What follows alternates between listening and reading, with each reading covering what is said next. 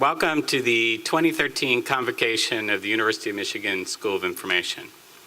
I had the pleasure of addressing the new master's students at orientation last week, but this is the only occasion in our academic year when we come together as an entire school. We have an exciting year ahead with many firsts in store, but before I get to those, I would like to take this occasion to share some of our accomplishments of the past year. Charles Friedman, a member of the faculty, received the Detmer Award for Health Policy Contributions in Informatics by the AMIA and was awarded a grant by the Provost's Office to develop a learning health system that may serve as a prototype for a new model for health information in this country. Congratulations, Chuck.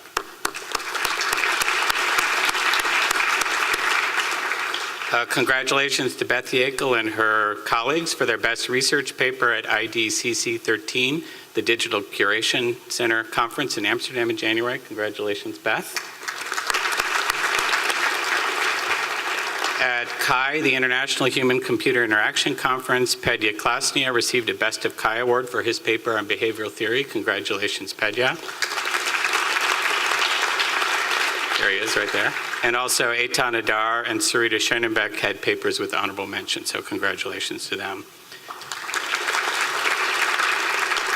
Our former dean and still UMSI professor Martha Pollack was named provost of the university in May. And Yan Chen was elected incoming president of the Economic Science Association. As a point of reference, the immediate past president of ESA won the 2012 Nobel Prize in Economics, so we have high hopes for Yan. Congratulations to her. We awarded the first Master of Health Informatics to Joe Marks Patton. Because he had already taken several of the required courses in his own tailored master's program, he was able to earn the degree in the program's first year, but he is the first graduate of that program, so congratulations to him. And in October, Drago Radev will be presented with the university's Faculty Recognition Award. He is the first UMSI professor to receive this honor, which recognizes senior faculty for their research, teaching, mentoring, and service to the university community. We give our congratulations to Drago. I believe the year ahead holds great promise as well. We have a number of firsts to look forward to. Entering MSI student Cassandra McGuire will take up the first Joyce Bonk assistantship at the Clements Library. This 2-year appointment combines education with work in special collections and digital preservation. This assistantship is funded by a gift from the estate of Joyce Bonk, who is a great friend of the school and a curator at the Clements Library. So congratulations to Cassandra. And this is the first year in which we'll graduate a full class of Masters of Health Informatics students. Most began this 2-year program last fall, but we also have a strong cohort this year, so let's hear for the MHI students. We will hire the first Ehrenberg Director of Entrepreneurship. This new position has been generously funded for its first 3 years by a gift from Roger and Karen Ehrenberg. The director will support students who are interested in turning their research into new companies. It will help make entrepreneurship a signature element of our new bachelor's degree, which we'll offer starting next year. So thanks very much to Roger and Karen for that generous gift. And speaking of entrepreneurship, this will be the first year of a new fall activity called Startup Trek. That doesn't involve Klingons, as far as I know. Over fall break, UMSI students will travel to New York City to meet with area entrepreneurs, venture capitalists, and alumni and tour startup companies in the city. It's a chance for students to get feedback on their ideas and gain new knowledge about what's involved in successful startups. So congratulate that effort. If you were at Convocation last year, you heard Dean Jeff Mackey-Mason announce a new faculty-guided service learning initiative that he called Project I. I'm pleased to say that today it has a new name, the Initiative for Information Impact. Funds to support this initiative have been contributed by faculty and friends of the school. So far, 3 programs are emerging under this umbrella, and you'll be hearing more about 2 of them in a few minutes from my colleagues up here on stage, Cliff and Kristen. The first project is Cliff's, called Citizen Interaction Design. It's a 3-year effort with the City of Jackson, where UMSI students will work with the city government and local citizens on ways to improve communication between those groups using information technology. The first Design for Engagement course started this week, and next semester students will be putting their ideas into action in the city of Jackson. The second is Michigan Makers, which Kristen Fontacharo is leading. This group of graduate students organizes service and action research projects aimed principally at K-12 students with a special emphasis on science, technology, and math. And the third effort is the Global Information Engagement Program headed by Joyjeet Pal. Next semester, a group of UMSI students will partner with organizations in India to tackle challenging problems related to information management and technology. The students will spend the winter and early spring consulting with their organizations remotely, followed by on-location work May through July. For the past several years, some of our students have found their own international summer internships in China, Germany, Uganda, among other countries, but this is the first time we're offering our own formal international program. And while the application is competitive, I'm pleased to say that all the travel expenses will be covered by the school. So let's hear it for those 3 projects.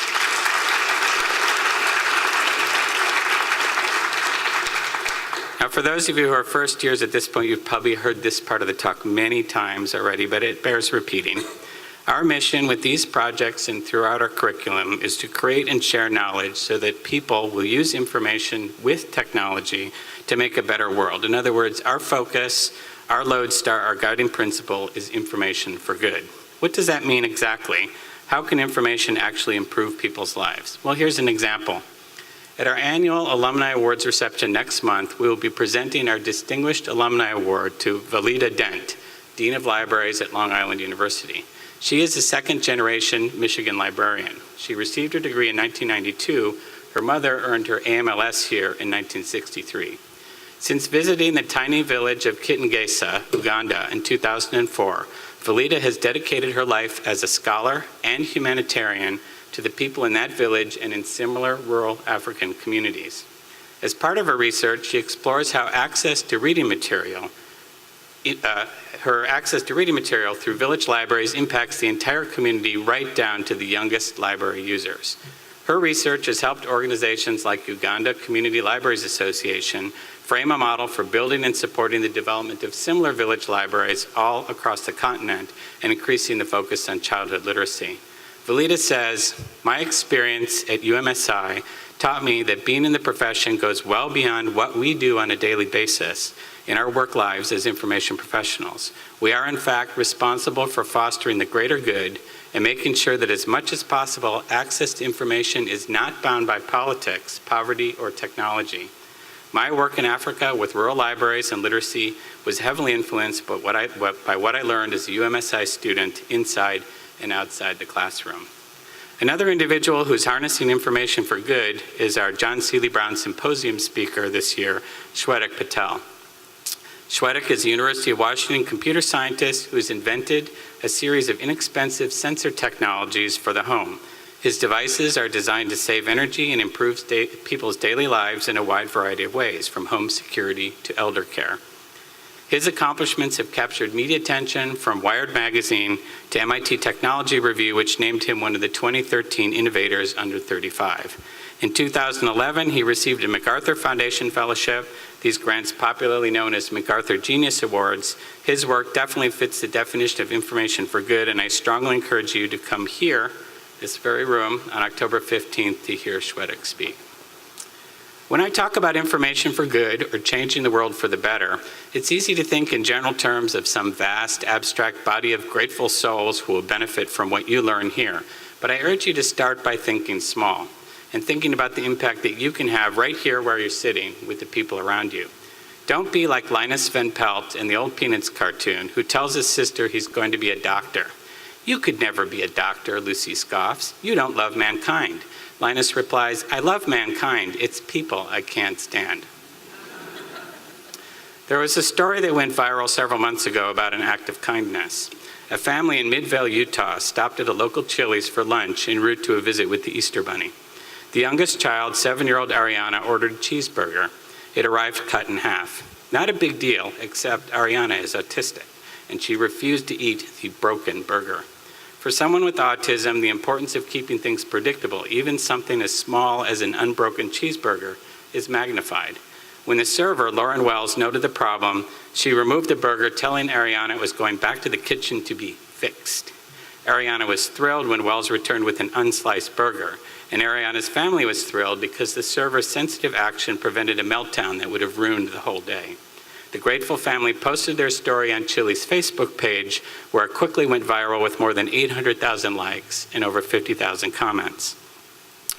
Now, you might think the reason I'm telling you this story is to point out the power of social media, or the public's insatiable appetite for a feel-good story, or even that a simple act of kindness can produce a great public relations payoff. But the cynics among you, and I'm sure there are a few here today, might be excused for thinking, what's so special about that? Anyone with an ounce of humanity would get an unsliced burger for an autistic child.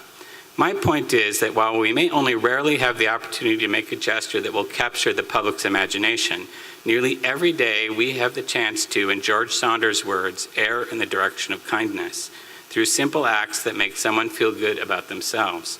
It may seem less important to choose to be kind when the stakes are much lower, but the cumulative effect it can have on the people around you can be every bit as life-changing. Sitting here today are people who are different from you and me. Yes, you do have a lot in common. You are ambitious, you are high achievers, you're intelligent, you're passionate about your beliefs and ideas. You've traveled a long way to get here in terms of distance or experience or both.